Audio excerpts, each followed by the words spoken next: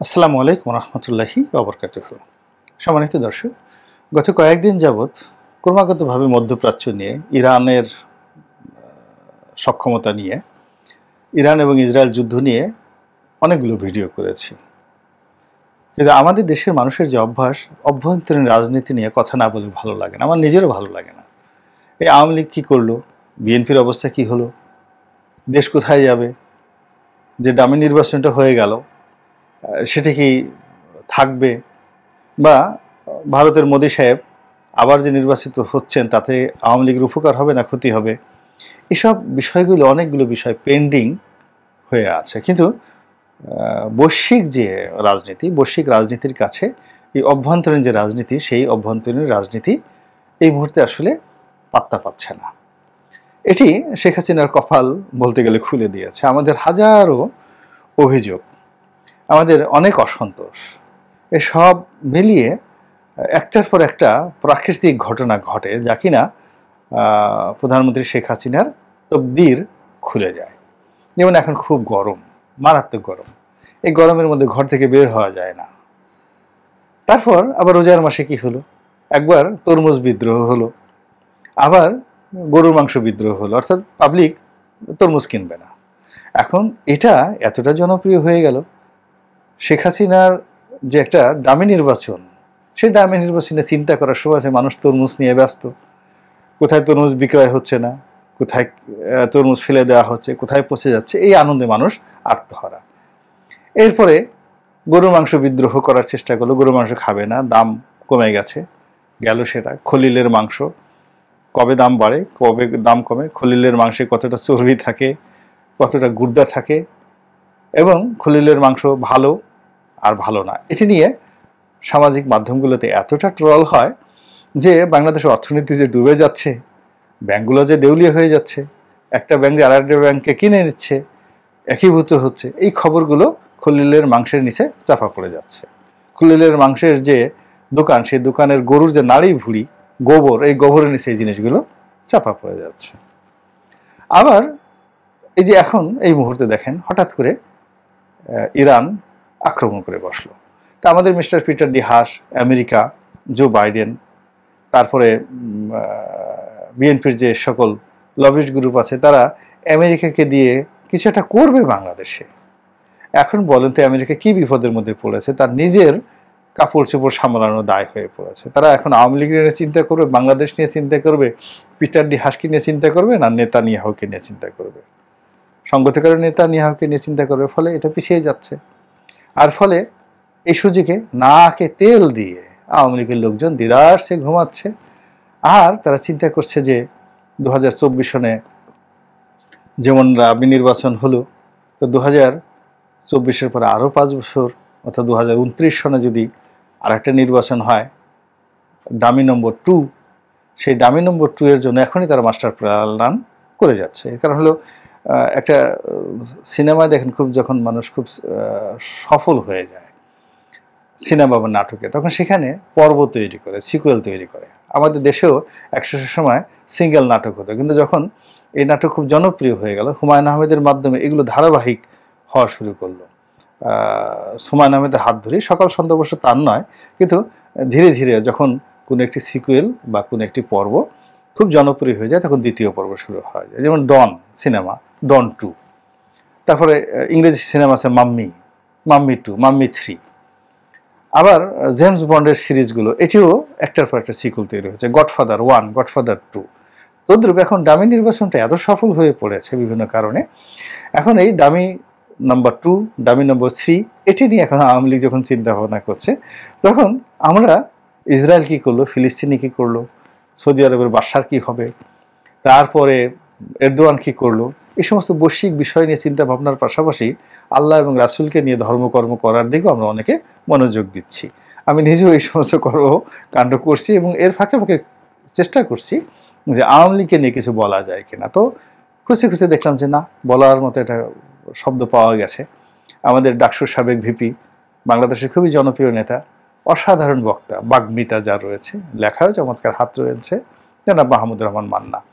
তিনি এই কয়েকদিন আগে, বোধহয় 2-3 দিন আগে, কোনো একটা অনুষ্ঠানে গিয়েছেন, একটা বক্তব্য দিয়েছেন, এবং সেখানে তিনি যেটি বলার চেষ্টা করেছেন যে আওয়ামী লীগ একটা ঝগড়াটে দল, গুন্ডা পান্ডাদের দল, এখানে গুন্ডারাই বেশি থাকে। তো এটা বলে আবার তিনি ভয় পেলেন না হেসে দিলেন, এটা বোঝা গেল না। খুবই একটা সংক্ষিপ্ত ভিডিও ক্লিপ আমি সেটা দেখলাম, এবং সাংবাদিকরা আরো শুনতে চাচ্ছিল যে বিষয়টা কি। তো এই বিষয়ে আমি সাধ্যমতো কিছু বলার চেষ্টা করব, যদিও আমি একসময় আওয়ামী লীগ করতাম, মান্না ভাইও আওয়ামী লীগ করতেন। তো কাজে এই কথাগুলো এমনভাবে বলবো যেন আমার ঘাড়ে না আসে বা মান্নাবাড়ি ঘাড়ে না যায়। আওয়ামী লীগ যেদিন থেকে তৈরি হলো সেদিন থেকে আসলে এদের মধ্যে অভ্যন্তরীণ দ্বন্দ্ব সংঘাত ফ্যাসাদ শুরু হয়ে গিয়েছিল। অর্থাৎ আওয়ামী লীগ তৈরি করার আগে কিন্তু ছাত্রলীগ তৈরি হয়েছিল, ছাত্রলীগ থেকেই পরবর্তীতে আওয়ামী লীগ হয়, এবং আওয়ামী লীগের আগে যেটিকে আওয়ামী মুসলিম লীগ করা হয়েছিল, সেই আওয়ামী লীগ মুসলিম লীগ, অর্থাৎ ছাত্রলীগ থেকে আওয়ামী মুসলিম লীগ। তো ছাত্রলীগ ছিল মূলত মুসলিম লীগের একটি ছাত্র সংগঠন। তো মুসলিম ছাত্রলীগ বাদ দিয়ে শুধুমাত্র ছাত্রলীগ নামে সেটি কিন্তু মানে বাংলায় ব্যাপক জনপ্রিয়তা পেয়েছিল ছাত্রলীগ। তো ছাত্রলীগ বলতে ছিল তো মুসলিম ছাত্রলীগ। তো এই ছাত্রলীগের যারা নেতাকর্মী এরাই মৌলানা ভাসানীকে নিয়ে তারা প্রথম আওয়ামী মুসলিম লীগ করলো। আওয়ামী মুসলিম লীগ থেকে আওয়ামী শব্দটি রেখে মুসলিম শব্দটি বাদ দিয়ে আওয়ামী লীগ হলো। তো এরা সেই প্রথম থেকে ছাত্রলীগ থেকে আওয়ামী মুসলিম লীগ, আওয়ামী মুসলিম লীগ থেকে মুসলিম লীগ বাদ দিয়ে আওয়ামী লীগ, প্রায় সব ক্ষেত্রেই নিজেরা নিজেরাই বেদম মারামারি করেছে। এবং মারামারি করতে গিয়ে যে দলে বাড়ির লোকের সাথে মারামারি করে নাই, মানে আওয়ামী লীগ কিন্তু কখনো এনএসএফ এর সাথে এইভাবে মারামারি করতে পারেনি বা মুসলিমদের সাথে মারামারি করতে, নিজেরা নিজেরা মারামারিতে তারা ভীষণ রকম দক্ষ। আপনি এখন পুলিশ সরিয়ে ফেলেন, আর্মি সরিয়ে ফেলেন, তারপরে বিএনপির লোক বা জামাতের লোক এদের সাথে একটু আওয়ামী লীগের মারামারি করতে পেলেন, আপনি দেখবেন বীরত্ব কি পরিমাণ আছে এবং কার কাছে কতটুক তাগত রয়েছে, হিম্মত রয়েছে, হ্যাডম রয়েছে, এটা আপনার 1 মিনিটে দেখবেন যে কর্পূরের মতো উড়ে গিয়েছে।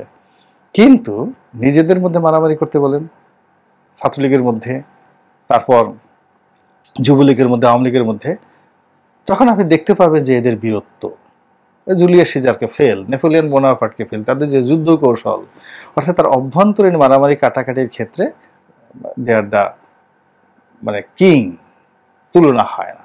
এবং এটা আমরা বিগত নির্বাচনে দেখেছি, দামি নির্বাচনের সময় দেখেছি, যে নির্বাচনের সময় তারা যে অন্তর্দ্বন্দ্ব করেছে এটি অতীতের সমস্ত রেকর্ডকে ব্রেক করেছে।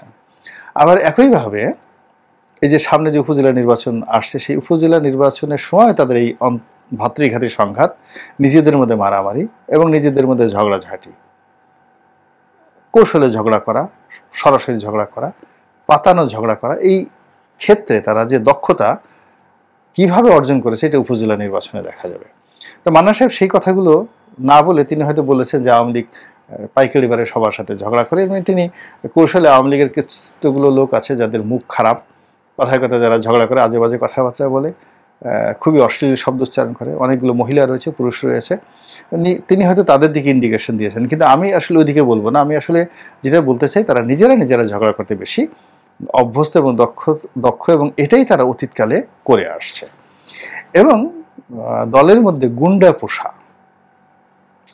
এই লালন পালন করা, গুন্ডা তন্ত্রকে যাকে বলা হয় বিস্তার ঘটানো, এবং গুন্ডা এবং গুন্ডি, গুন্ডার স্ত্রীলিঙ্গ হলো গুন্ডি, এদের প্রজনন বৃদ্ধি করা, এটি এই দলের মধ্যে মানে মারাত্মকভাবে আপনার যাকে বলা হয় অ্যাজ এ রিগার্ডেড, ইংরেজিতে বলা হয় রিগার্ডেড, অর্থাৎ যার যত গুন্ডা আছে, যে নেতার যে কত গুন্ডা আছে, যার যত সুন্দর ক্যাডার বাহিনী আছে, যার যত বিস্তৃত ক্যাডার বাহিনী আছে, সেই এই দলের মধ্যে কিংবদন্তির নেতা। একটা সময় ঢাকা শহরে যারা কিং ছিলেন, আওয়ামী লীগের কিং ছিলেন, যেমন মোস্তফা মহসিন মন্টু, খসরু, নায়ক সোহেল রানা, মানে মাসুদ পারভেজ, তারা কিন্তু এই ঢাকা শহরে স্বাধীনতা পূর্ব সময় এবং স্বাধীনতা পরবর্তী সময় তারা ছিলেন গ্যাং লিডার।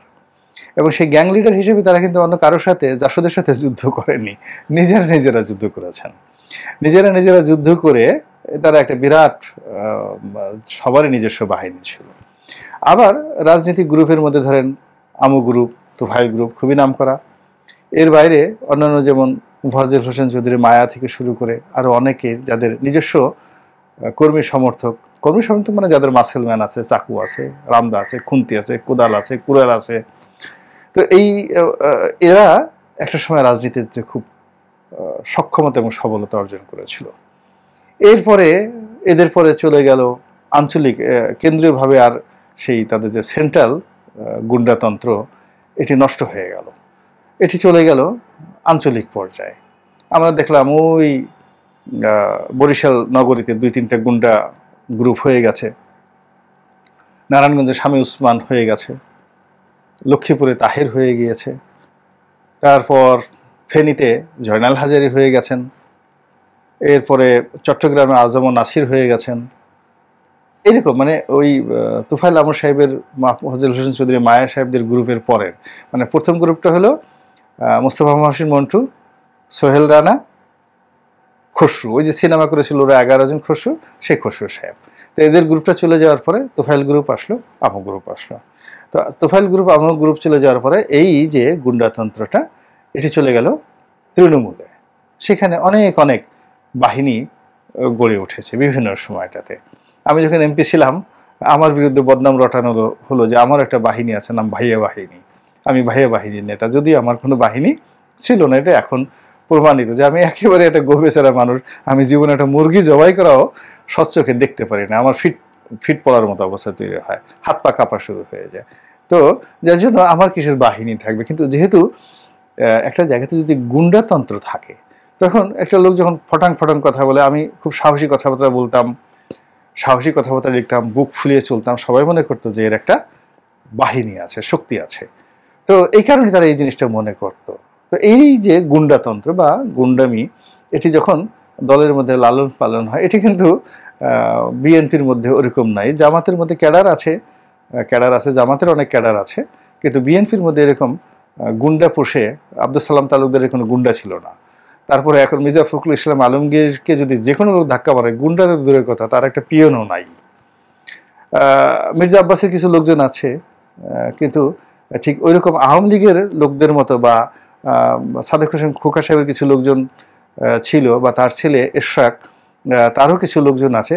কিন্তু আপনি ক্যাসিনো সম্রাটের যে বাহিনী, ক্যাসিনো সম্রাটের বাহিনীর কাছে এশরাকের বাহিনী শিশু।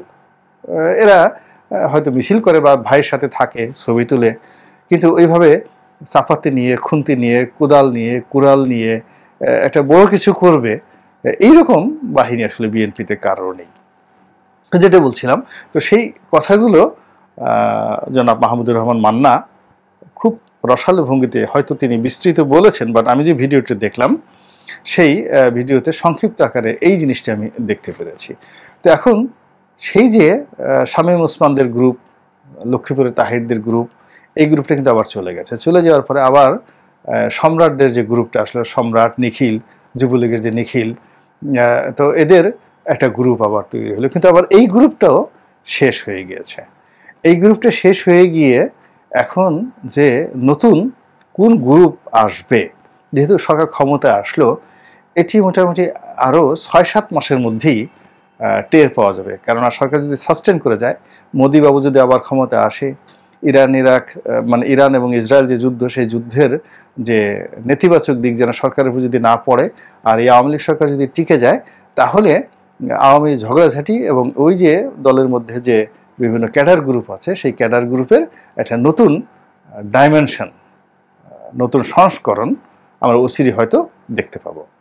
আল্লাহ আমাদের সবাইকে হেদায়েত দান করুন এবং হেফাজত করুন। আসসালামু আলাইকুম ওয়া রাহমাতুল্লাহি ওয়া বারাকাতুহু।